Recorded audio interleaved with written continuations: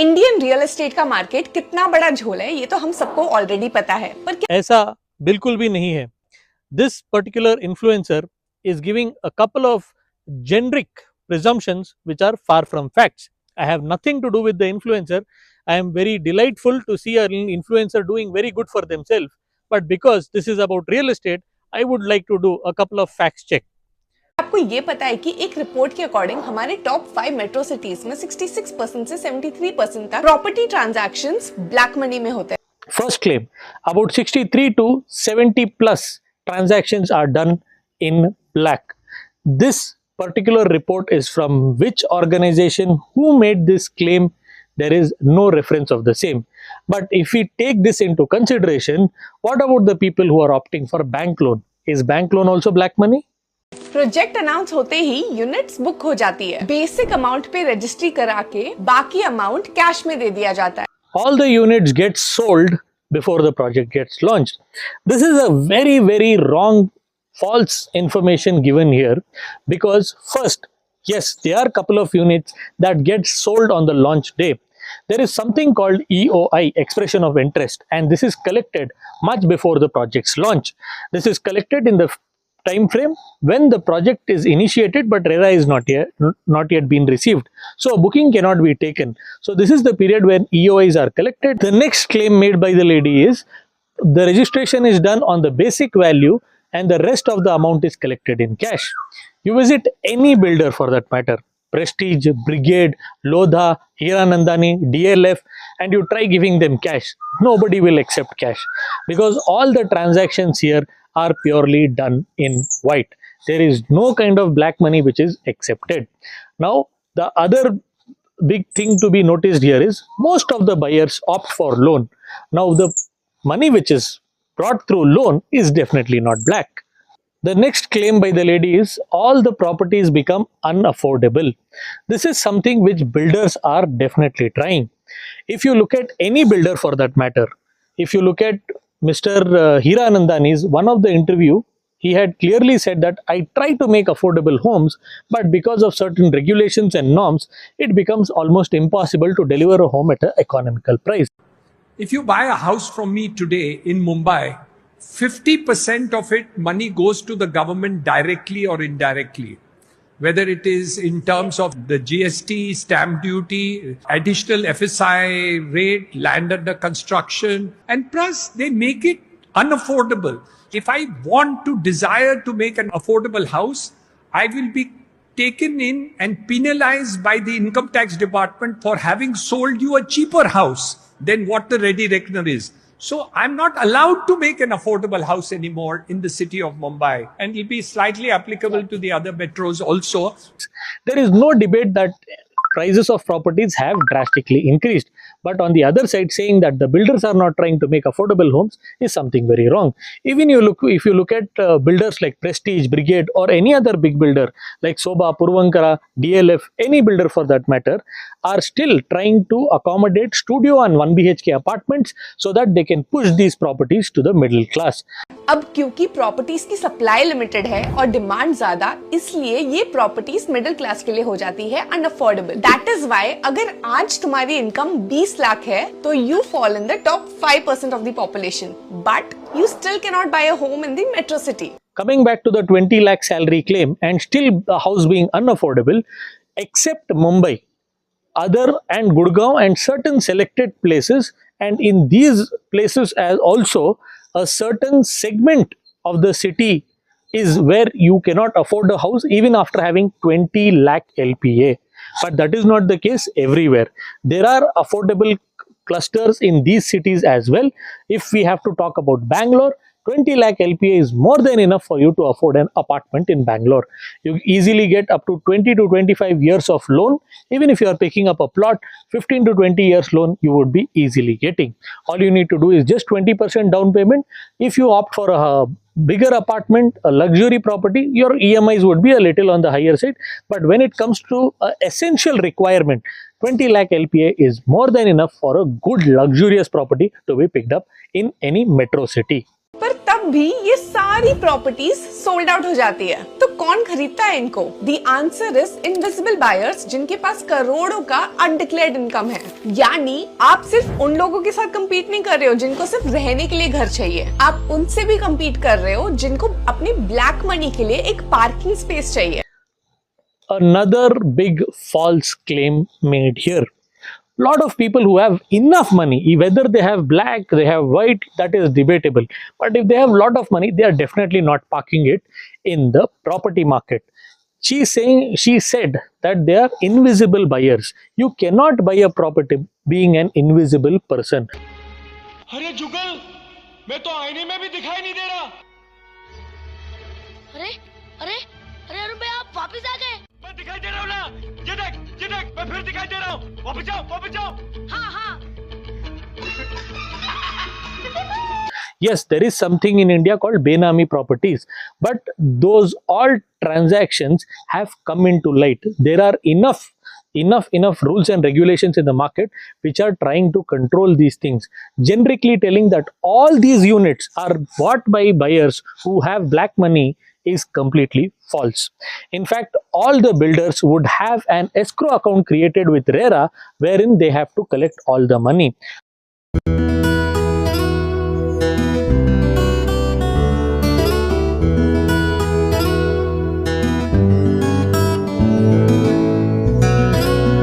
And second thing, whenever the builder is collecting this much of money in black, that is about, if I say, if the guideline value is 30% or 40% of the property cost, remaining 50 to 60%, if they start collecting in cash, how will they run the business?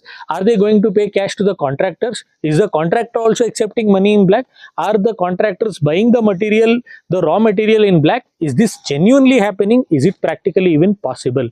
It is not possible to run such a big business, especially in a market where there are so many vendors tied up to one single builder.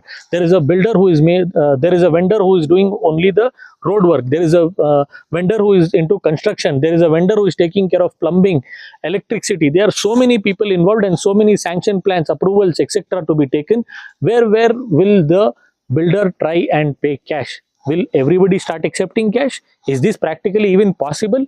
पर real estate ही क्यों? क्योंकि इसमें ना KYC चाहिए, ना pan चाहिए और ना कोई खास verification, plus taxes, stamp duty वगैरह, ये सब अवॉइड करने का इंसेंटिव सबसे ज्यादा इसी इंडस्ट्री में है। ना केवाईसी चाहिए, ना पैन चाहिए। I mean, I genuinely think that the lady has to do a little bit better homework before making such claims, because any property registration you do, you not only have to give your biometrics there. You're not buying a SIM card that you give your Aadhaar card and you come back home. No, you're buying a property. You need to submit your KYC, give your biometrics, give a live photo. Then only your property gets registered. And coming back to skipping the stamp duty, there are government guideline values given for almost every single cluster. In fact, in one pin code, there can be multiple types of guideline value and they can differ even in few meters. So these guidelines are something that even whatsoever you try, at least at the guideline value, you have to get the registration done.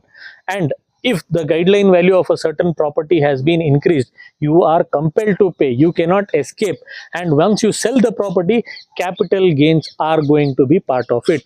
By the way, इसमें कुछ real estate players भी involve होते हैं, इसलिए properties भी black and white money दोनों के हिसाब से बनती है। प्रीमियम प्राइसेस को जस्टिफाई करने के लिए अननेसेसरी फैसिलिटीज जैसे इंफिनिटी पूल्स और बायोमेट्रिक लिफ्ट्स लगाई जाती है। Unnecessary amenities.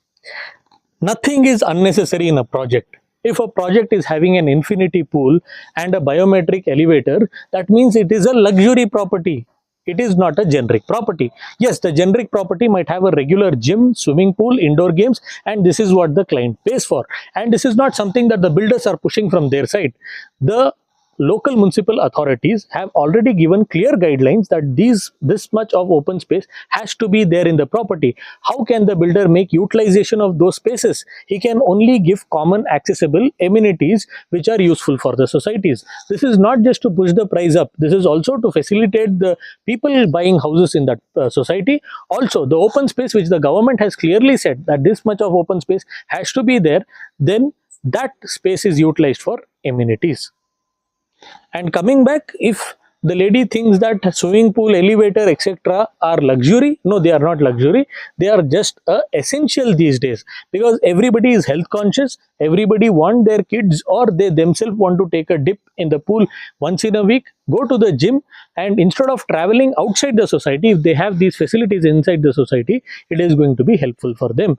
And let's look at security, indoor car park. These are all completely essential and nothing is pushed beyond a certain limits. Yes, in certain projects, ultra luxury amenities are provided, but that is a different category. Here, the lady is referring to affordable middle class housing. So that is why the middle class housing societies would at least have certain basic amenities, which has become a norm in the market. Genuine buyers के लिए ये unaffordable भी हो जाए तो हो जाने दो, इसलिए गुड़गांव में फ्लैट्स न्यूयॉर्क से ज्यादा एक्सपेंसिव हो जाते हैं। 100 करोड़ के फ्लैट्स भी हंसी खुशी सेल हो जाते हैं।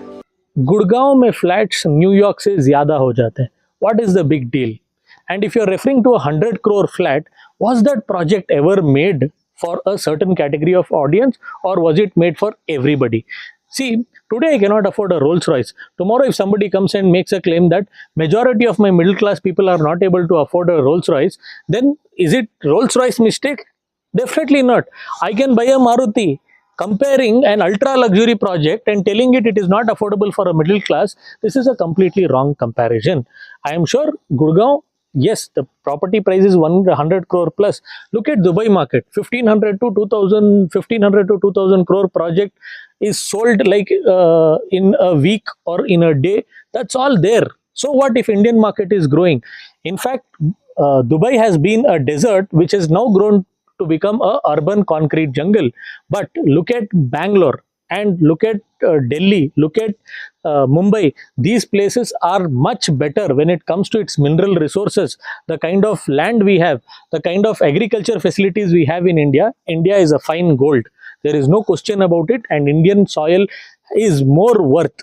In fact, if other markets can do it, why don't we? आज आपको रियल एस्टेट में अफोर्डेबिलिटी के अलावा बाकी सब मिलेगा, क्योंकि चाहे डिमोनेटाइजेशन 8 साल पहले क्यों ना हुई हो, रियल एस्टेट इंडस्ट्री अभी भी ब्लैक मनी का हब है।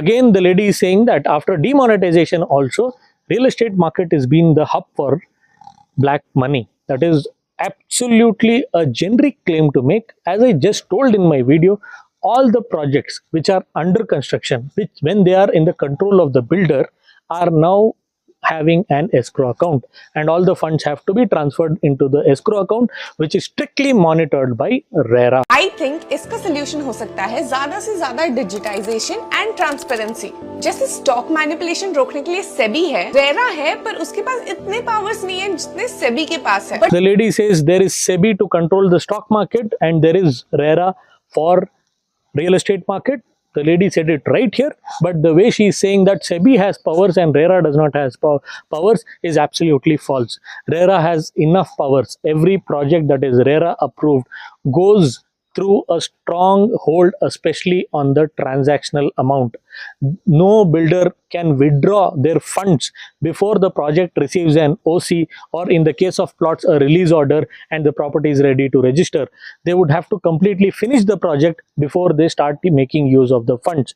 There is strict monitoring being given on all the funds intake and outtake because of RERA. To be honest, I don't think so ऐसा कुछ होगा, क्योंकि ये इंडस्ट्री जानबूझ के आइसोलेटेड रखी जाती है by politicians and builders. The last claim made by the lady is purposely real estate industry is isolated by builders, developers and politicians.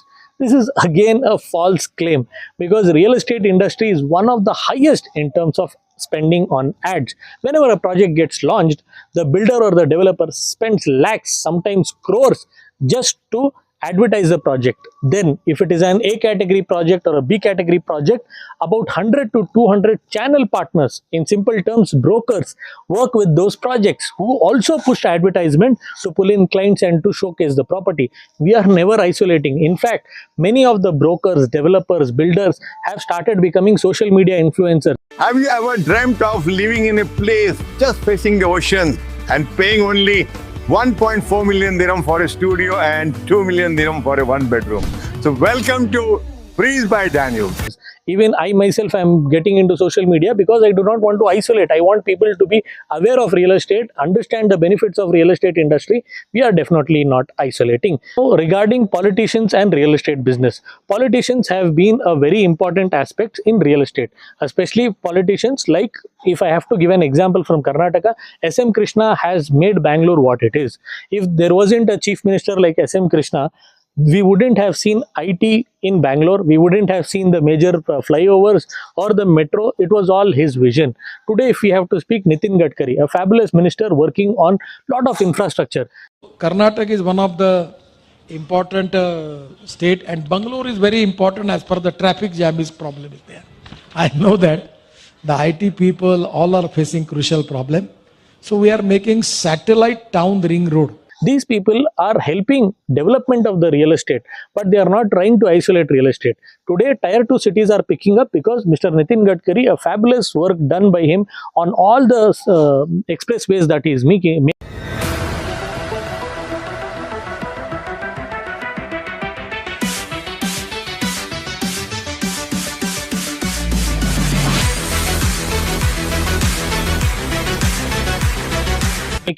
Helping the tier 2 cities get into the race of tier 1 cities. So politicians or builders or developers, we are definitely not trying to isolate the industry.